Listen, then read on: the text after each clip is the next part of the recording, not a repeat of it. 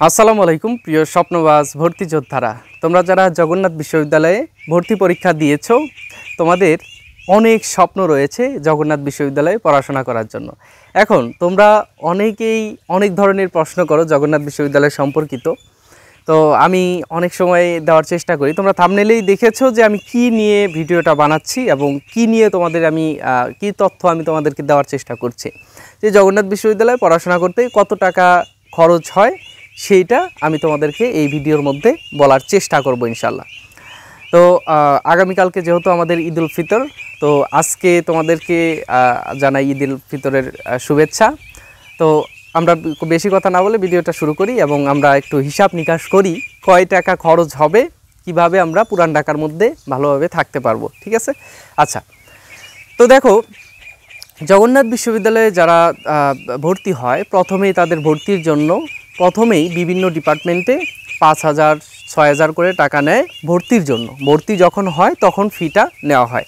এটা হচ্ছে প্রথম স্টেপ। প্রথম থেকে আমি শুরু করছি যে প্রথমে বিভিন্ন আবার সায়েন্স ফ্যাকাল্টির যে ডিপার্টমেন্টগুলো রয়েছে সেখানে 10,000 টাকা করে নেয় ভর্তির জন্য, এবং সামাজিক বিজ্ঞান অনুষদ, তারপরে বিজনেস স্টাডিজ যেটা বিবিএ বলি আমরা, তারপরে হচ্ছে তোমার আর্টস ফ্যাকাল্টিতে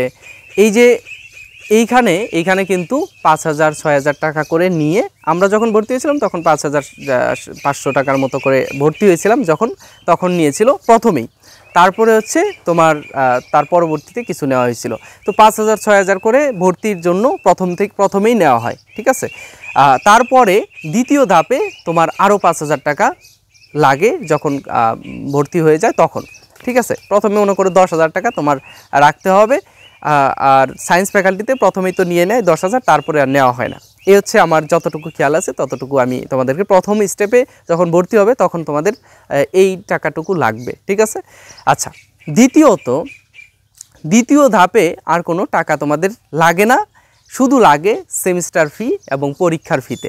সেমিস্টার ফি এবং পরীক্ষার ফির জন্য তোমার 3,000 টাকা মানে একটা ধরা হয়, 3,000 টাকাই লাগে।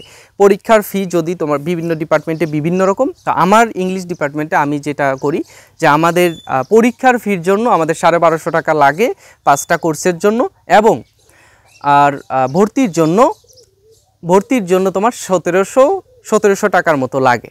এখন দুইটা মিলে যদি আমি হিসাব করি এই 3,000-এর আশেপাশে 3,000 টাকার মতো লাগছে তোমার ডিপার্টমেন্টাল ফি। ডিপার্টমেন্টে তুমি পরীক্ষা এবং হচ্ছে তোমার প্রতি সেমিস্টারে ভর্তির জন্য লাগে। এটা লাগে কতদিন?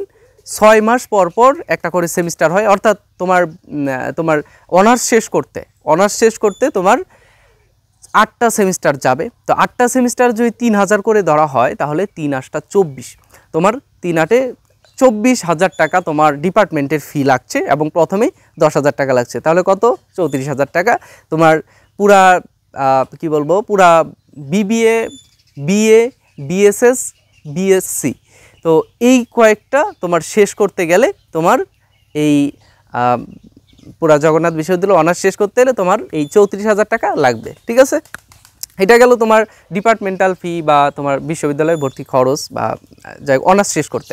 তারপরে মাস্টার্সে 2টা সেমিস্টার রয়েছে। মাস্টার্সে ভর্তির জন্য আমি এখনও মাস্টার্সে যাইনি, তো আমি আপাতত তোমাদের অনার্সের কথাটা বললাম, মাস্টার্সের অভিজ্ঞতা অর্জন হোক এবং জেনে তোমাদেরকে আবার জানাবো। ঠিক আছে? ওইটা পরবর্তী হিসাব। তোমাদের এখন কাজ হচ্ছে অনার্স শেষ করা, মাস্টার্স দূরে। আচ্ছা, এরপরে হচ্ছে তোমার এখন পুরান ঢাকার আশেপাশের অবস্থা কিভাবে থাকবে, কোথায় থাকবে, সেই বিষয়গুলো একটু জানানোর চেষ্টা করি।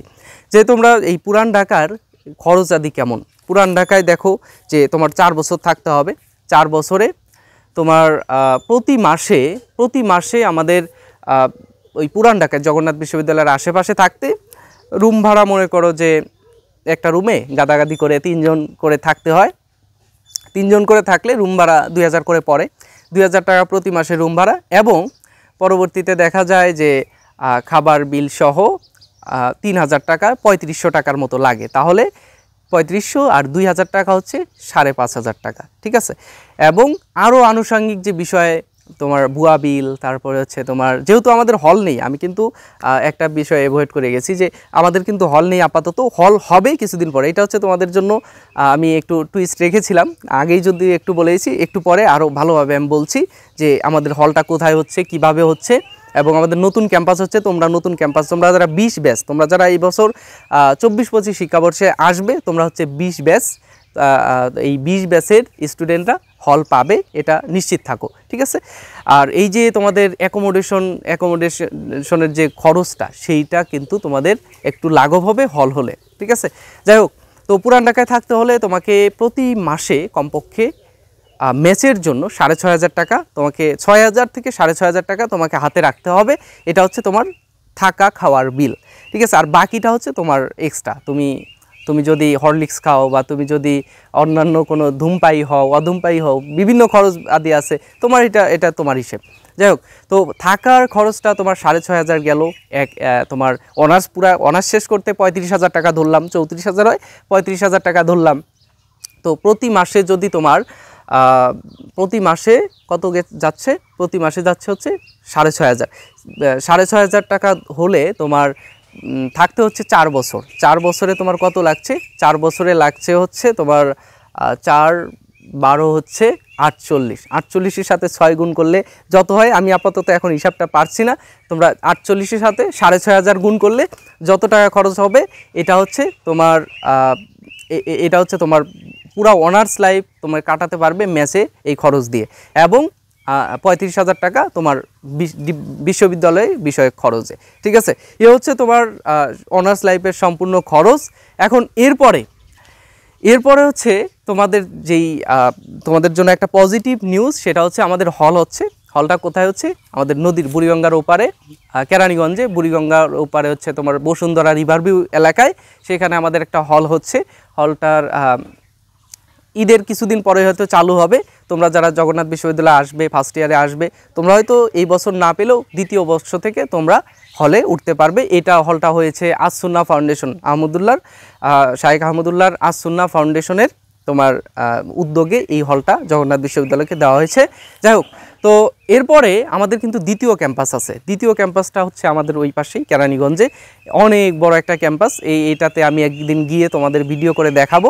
এখন আমি গ্রামের বাসায় আছি, তো ভাবলাম যে তোমাদের সাথে এই বিষয়গুলো শেয়ার করি। তো আমাদের দ্বিতীয় ক্যাম্পাসে কিন্তু অনেক, মানে ঢাকা বিশ্ববিদ্যালয়ের সমপরিমাণ এরিয়া আমাদের ওইখানে রয়েছে, এবং সেইখানে আমরা কিন্তু আমাদের একাডেমিক বিল্ডিং, তারপরে হচ্ছে আমাদের তোমরা যারা ভর্তি পরীক্ষা দিতে এসেছিলে বা আসবে, সামনে ভর্তি হবে, তোমরা দেখবে যে জগন্নাথ ছোট্ট একটা ক্যাম্পাস, মাত্র কয়েক একর জমি, এটা জাস্ট কলেজ ছিল, জগাবাবুর পাঠশালা কলেজ ছিল, জগন্নাথ কলেজ ছিল, তারপরে জগন্নাথ বিশ্ববিদ্যালয়। তো এখনও আমাদের ওই বিল্ডিংটা, এরিয়াটা কলেজের মতো করেই আছে। এরপরে আমাদের যখন বিশ্ববিদ্যালয়ের হল হবে এবং নতুন ক্যাম্পাস হবে, দ্বিতীয় ক্যাম্পাস, তো সেই সময়টা আমাদের এই ঢাকা বিশ্ববিদ্যালয়ের সমপরিমাণ একটা এরিয়া আমরা পাবো, এবং তোমরা ভালোভাবেই সেখানে থাকতে পারবে। এবং আমরা যখন সাবেক হয়ে যাব, তখন তোমরা যারা জগন্নাথ বিশ্ববিদ্যালয়ে পড়াশোনা করবে, আমি এসে তোমাদের সাথে থাকবো তোমাদের রুমে, আমার তখন রুম থাকবে না, ঠিক আছে। তো এই হচ্ছে তোমার জগন্নাথ বিশ্ববিদ্যালয়ের সম্পূর্ণ বিষয়ে। আর আমাদের যে পুরাতন হলগুলো ছিল, সেগুলো পাওয়ার সম্ভাবনা খুবই কম, মানে আমাদের কি বলবো, যে আমাদের যে হাজী সেলিম যে দখল করে নিয়েছিল আমাদের যে হলগুলো, বাণী ভবন, আরেকটা হল রয়েছে, আমার ঠিক মনে পড়ছে না। তো এই হলগুলো, একটা হল শুধু রয়েছে, সেখানে আমাদের নেতাকর্মীরা যারা আছে, তারা রাজনৈতিক প্রভাব খাটিয়ে থাকে ওয়ারিতে, ঠিক আছে। তো ওইটার হিসেব বাদ, এবং আমাদের যে হলগুলো দখল হয়ে গিয়েছে, মানুষ দখল করেছে, সেটা কিন্তু আমরা আর পাচ্ছি না। তো তোমাদের এখন সম্ভাবনা সেটা হচ্ছে আস-সুন্নাহ ফাউন্ডেশনের যে বরাদ্দকৃত যে হলটা, সেটা আমরা থাকার জন্য পাচ্ছি, এবং আমরা পাচ্ছি কি দ্বিতীয় ক্যাম্পাসের যে অনেক বেশি হল, সেইগুলো কিন্তু আমরা পাবো ইনশাল্লাহ। তো এই হচ্ছে তোমাদের জগন্নাথ বিশ্ববিদ্যালয়ে খরচ, হল, তারপরে যে অন্যান্য বিষয় রয়েছে, নতুন ক্যাম্পাস, দ্বিতীয় ক্যাম্পাস, তারপর হচ্ছে এখানে থাকা খাওয়ার যে খরচটা, বিশ্ববিদ্যালয় বিষয়ক খরচটা, সেইটা নিয়ে একটু তোমাদেরকে ধারণা দেওয়ার চেষ্টা করলাম। তারপরে তোমরা যারা আসবে, আমার যারা স্টুডেন্ট ছিলে 24-25 শিক্ষাবর্ষে যারা তোমরা এখানে ছিলে, এখানে যারা চান্স পেয়েছো, আশা করব যে তোমাদের সাথে আমি আরও ইন ডিটেলসে আলোচনা করব, মুক্ত মঞ্চে, নয়তো কাঁঠাল তলায় বসে, ঠিক আছে। তো তোমরা যারা আসবে, ইনশাল্লাহ তোমাদের সাথে কথা হবে। আমার ক্যামেরাম্যান অনেক বিরক্ত হয়ে গেছে এত বড় ভিডিওর জন্য, যাও কাট করো।